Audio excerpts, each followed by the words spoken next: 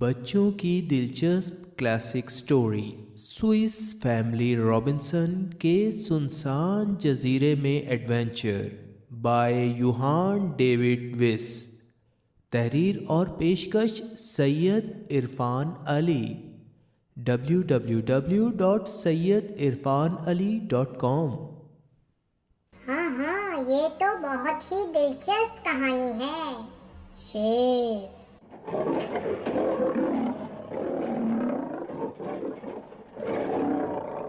بندر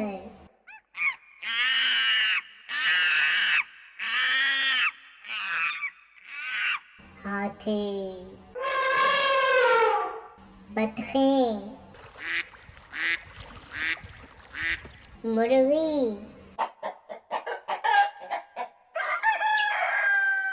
او مائی گاڈ، کتنے سارے جانور، کتنے سارے پرندے. میں نے اپنی بیوی اور بچوں کے ساتھ بحری سفر شروع کیا. سوئٹزرلینڈ سے ہم ایک جزیرے کی طرف جا رہے تھے جہاں نئی زندگی شروع کرنی تھی. گھر بنانا تھا، وہاں رہنا تھا. مگر افسوس، ایک شدید طوفان میں ہم پھنس گئے. 6 دن تک شدید ہوائیں کبھی جہاز کو ایک طرف لے جاتی، کبھی دوسری طرف. بچنے کی فکر کر جائیں گے. یا اللہ مدد. ہر طرف پانی، جہاز گر جائے گا. تیز بارش، مدد مدد، بچاؤ بچاؤ، کدھر پانی آ رہا ہے، ہم نہیں بچیں گے. کتنا شدید طوفان ہے، یا اللہ مدد. ہر طرف پانی. جہاز کی حالت خراب ہو رہی تھی اور سوراخوں سے پانی اندر آنے لگا تھا. جہاز کے ملازم سمجھ چکے تھے کہ جہاز ڈوبنے والا ہے اور خدا سے مدد کے لیے دعائیں مانگ رہے تھے. مجھے اپنے سے زیادہ اپنی بیوی اور 4 بچوں کی فکر تھی. کاش میں یہ سفر نہ کرتا. چاروں بیٹے بھی ڈرے ہوئے اپنی ماں سے لپٹے ہوئے تھے. فریز 15 سال کا تھا، جیک 13 کا، ارنسٹ 11 کا اور ننا فرانسس 8 سال کا. سبھی بے حد خوفزدہ تھے. میں نے اپنے پیارے بچوں سے کہا، خدا کے لیے ہر چیز ممکن ہے، وہ ہمیں بچا لے گا. دعا کرو، خدا سے مدد مانگو. اور اپنی پیاری اور ہمدرد بیوی الزبتھ کی طرف دیکھا جس کی آنکھوں میں آنسو تھے اور بچوں سے کہہ رہی تھی، کچھ نہیں ہوگا، ہم ٹھیک رہیں گے. کچھ آوازیں آئیں، وہ دیکھو زمین، ہاں زمین ہے، ہم بچ جائیں گے، اس طرف سفر کرو. وہ دیکھو سامنے کشتی ہے، جہاز کو ادھر لے کے جاؤ. زمین کی طرف چلو. ہاں زمین ہے، ہم بچ جائیں گے. زمین زمین، وہ دیکھو زمین. مگر طوفان نے جہاز کو تباہ کر ڈالا. جہاز کے ٹوٹنے کی آوازیں آ رہی تھیں اور سمندری پانی تیزی سے اندر آنے لگا. کپتان نے کہا، سب کچھ ختم ہو گیا، کشتیاں اتارو، جلدی کرو. اور تیزی سے کشتیاں سمندر میں اتاری جانے لگیں. اس سے پہلے کہ میں اپنی بیوی بچوں کو کشتیوں میں سوار کرواتا، لوگ ان پر بیٹھے اور دور جانے لگے. میری آواز کسی نے نہ سنی. ہر شخص اپنی زندگی بچانے کی فکر میں تھا. رات ہو رہی تھی. جہاز ڈوبا نہیں. بچے سو گئے اور ہم میاں بیوی ان کی حفاظت کے لیے جاگتے رہے. رات زیادہ ہوئی تو طوفان کم ہونے لگا. صبح سورج نکل آیا. جہاز 2 چٹانوں کے درمیان پھنسا ہوا تھا. چاروں طرف سمندر تھا، دور زمین نظر آ رہی تھی. بچے جاگے تو حیران پریشان تھے. کیا سب لوگ چلے گئے؟ ہمیں اکیلا چھوڑ گئے؟ بڑے بیٹے فریز کے ذہن میں خیال آیا، پانی میں تیرنے والی لائف جیکٹس کے ذریعے تیر کر خشکی تک جا سکتے ہیں. لائف جیکٹس جہاز میں موجود تو تھیں، مگر مشکل یہ تھی کہ چھوٹے بچے اور ان کی امی تیرنا نہیں جانتے تھے. جیک تھا تو چھوٹا مگر تھا ہمت والا. بولا، ہمیں کشتی تیار کرنی چاہیے اور ایسا ہی کیا گیا۔ جہاز میں 1 گائے، 2 بکریاں، 6 بھیڑیں اور بہت سی بطخیں، مرغ مرغیاں اور کبوتر بھی ملے۔ کشتی میں وہ روانہ ہوئے تو 2 کتے بھی پانی میں چھلانگ لگا کر ساتھ ساتھ تیرنے لگے۔ خشکی پر پہنچے، جہاز سے لایا گیا سامان اتارا، ٹینٹ لگایا اور آرام کیا۔ ان کے پاس استعمال کرنے کی ہر چیز موجود تھی۔ اس جگہ دوسرے انسان نہ تھے، مگر ماں باپ اور بیٹے سب ایک دوسرے کے ساتھ خوش تھے۔ گھاس سے بستر تیار کیے گئے۔ ماں نے چھوٹا سا باورچی خانہ بنا کر کھانا تیار کیا۔ بچے خوش تھے، انہیں نئی نئی چیزیں دیکھنے کو مل رہی تھیں۔ سب ایک نئے گھر اور نئی جگہ پر سوئے۔ صبح مرغ کی آواز سے آنکھ کھلی۔ مچھلی اور بسکٹ کا ناشتہ کیا۔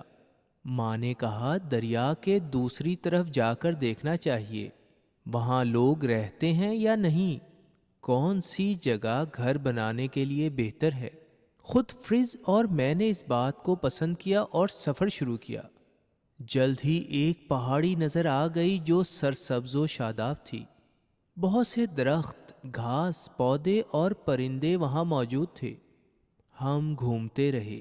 وہاں جنگل بھی تھے، کھیت بھی تھے، ہر قسم کے درخت تھے، رنگ برنگے پرندے اور خوبصورت پھول۔ ناریل کے درختوں کے پاس پہنچے، جہاں بہت سے بندر بھی تھے جو انہیں دیکھ کر آوازیں نکالنے لگے۔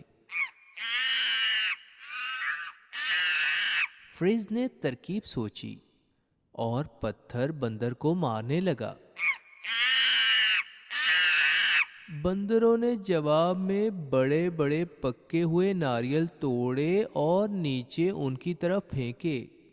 ہنستے ہوئے باپ بیٹا ناریل توڑ کر اس کا مزیدار پانی پینے لگے۔ واپسی پر ان کے پاس بہت سے ناریل تھے۔ ایک چھوٹا سا بندر جو فریز کے کندھے پر بیٹھا تھا اب ان کا دوست بن چکا تھا۔ سمندر میں پینگوئن بہت زیادہ تھے جو انہیں دیکھتے تو حیران ہو کر زور زور کی آوازیں نکالتے۔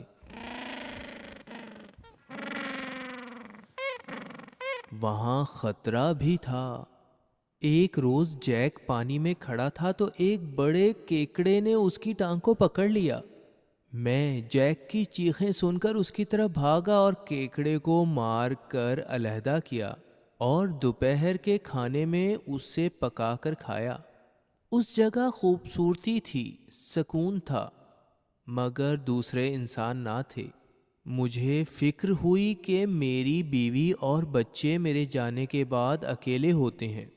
ایک سفید جھنڈا بنایا جو بہت دور سے نظر آ سکتا تھا۔ بیوی بچوں سے کہا اگر کوئی خطرہ ہو تو اسے نیچے کر دینا، میں جہاں بھی ہوں گا آپ کے پاس آ جاؤں گا۔ سمندر میں سفر کے دوران ایک شارک مچھلی نے حملہ کر دیا جسے بندوق کی گولی سے مار دیا گیا۔ اپنی محنت سے دریا کو پار کرنے کے لیے ایک چھوٹا سا پل بنایا، کھانے کے لیے فصل بھی اگائی۔ بچوں کی امی الزبتھ نے ایک بہت بڑا درخت دیکھا تو بہت خوش ہوئی۔ کس قدر خوبصورت جگہ ہے، اس کے اوپر ہمیں اپنا گھر بنانا چاہیے۔ ایسا ہی کیا گیا۔ ایک سیڑھی بنائی گئی جس سے درخت کے اوپر چڑھا جا سکتا تھا۔ پھر درخت کے اوپر لکڑی کا خوبصورت گھر تیار کر لیا گیا جو بالکل محفوظ تھا۔ کوئی جانور اس کے اندر نہ گھس سکتا تھا اور نہ نقصان پہنچا سکتا تھا۔ دن گزرتے رہے۔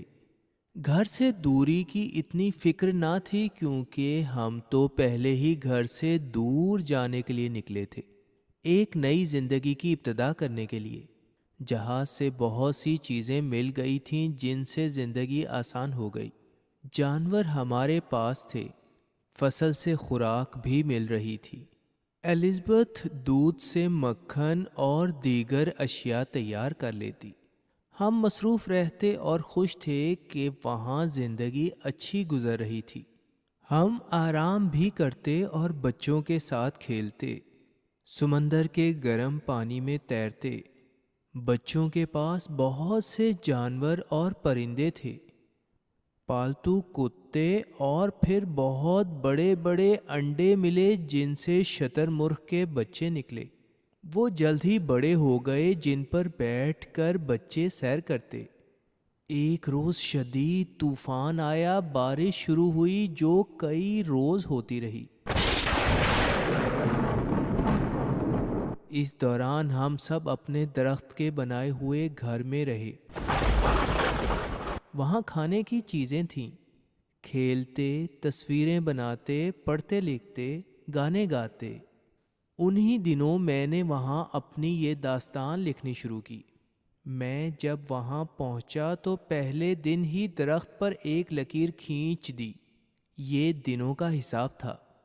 پھر میں نے اپنی بیوی بچوں کو بتایا کہ دیکھو 1 سال ہو گیا ہے، وہاں رہتے ہوئے ہم نے کتنے اچھے دن گزارے۔ اس دن ہم نے مزے مزے کے کھانے کھائے، کھیلتے رہے اور گزرے دنوں کی یادوں کو یاد کیا۔ چند دن بعد ایک خطرناک چیز نظر آئی، سانپ، بہت ہی بڑا سانپ۔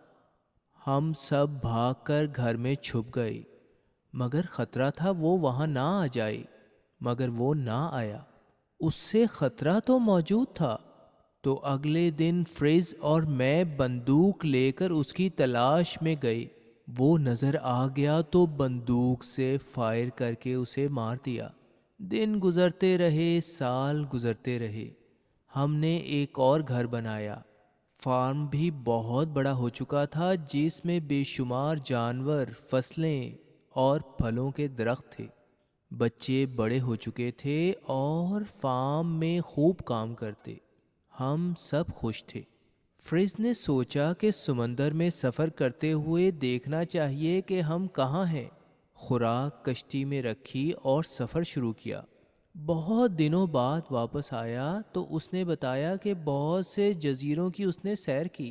وہاں ایک جزیرے پر بہت سے قیمتی موتی تھے جو وہ ساتھ لایا تھا، اور وہاں ایک پرندے کے ساتھ ایک پیغام ملا جس پر لکھا تھا میری مدد کرو۔ فریز نے جواب میں لکھ دیا ہم مدد کرنے آ رہے ہیں۔ اس کا مطلب تھا کوئی شخص پریشانی میں تھا اور ہمیں اس کی مدد کرنی تھی۔ ہمارے کتے بہت وفادار تھے۔ ایک روز ایک شیر نے ہم پر حملہ کر دیا۔ کتوں نے ہمیں بچایا اور شیر سے لڑ پڑے۔ شیر سے ہماری جان تو بچا دی، مگر ایک کتا خود زخمی ہو کر مر چکا تھا۔ ہم نے کتے کو دفن کیا اور وہاں لکھا پیاری بہادر فلورا دفن ہے یہاں، محبت کرنے والی۔ جس نے شیر سے ہماری جان بچائی اس کے ہاتھوں ماری گئی، مگر اپنے پنجوں سے اسے بھی مار ڈالا۔ فریز کو مدد کے لیے بلانے والے کی تلاش میں ہم نکلے، کشتیوں میں سفر شروع کیا۔ 5 روز مختلف جزیروں میں تلاش کرنے کے بعد ایک جزیرے سے آگ کا دھواں دیکھا۔ وہاں گئے تو ایک خوبصورت لڑکی جینی وہاں موجود تھی۔ 3 سال پہلے سفر کے دوران اس کا جہاز ڈوب گیا۔ وہ بچ گئی اور اس وقت سے اکیلی جزیرے پر رہ رہی تھی۔ وہ بہت خوبصورت اور بہادر تھی، ہمیں دیکھ کر بہت خوش ہوئی۔ ہم واپس جزیرے میں آ گئے اور جینی بھی وہاں رہنے لگی۔ دن گزرتے رہے۔ بندوق صاف کرتے ہوئے ایک روز گولیاں چلائیں اور دور سے جواب میں گولیاں چلنے کی آواز آئی۔ کوئی جہاز قریب تھا۔ اس جہاز کا کپتان جینی کے والد کا دوست تھا۔ جینی اور ہم سے بہت خوش ہو کر ملا۔ اب یہ فیصلہ کرنا تھا کہ ہمیں اس جزیرے پر رہنا ہے یا واپس جانا ہے۔ میں نے اور میری بیوی نے اپنی زندگی کے بہترین دن اس جزیرے پر اپنے پیارے بچوں کے ساتھ گزارے، تو فیصلہ کیا میں، میری بیوی وہاں ہی رہیں گے۔ 2 بچوں ارنسٹ اور جیک نے بھی وہاں رہنے کا فیصلہ کیا، جبکہ فریز اور جینی واپس جائیں گے۔ اسی دوران چند لوگ وہاں آئے۔ انہیں اس جزیرے کی زندگی بے حد پسند آئی تھی۔ انہوں نے مجھ سے اجازت مانگی کہ وہاں رہ سکیں۔ میں نے خوشی کا اظہار کیا۔ جہاز وہاں سے روانہ ہو گیا، مگر ہمیں علم تھا کہ ہمارے بچے ایک روز دوبارہ وہاں ضرور واپس آئیں گے۔ بچوں کی دلچسپ classic story Swiss family Robinson کے سنسان جزیرے میں ایڈونچر بائے یوہان ڈیوڈ ویس۔ تحریر اور پیشکش سید عرفان علی، www.syedирfanali.com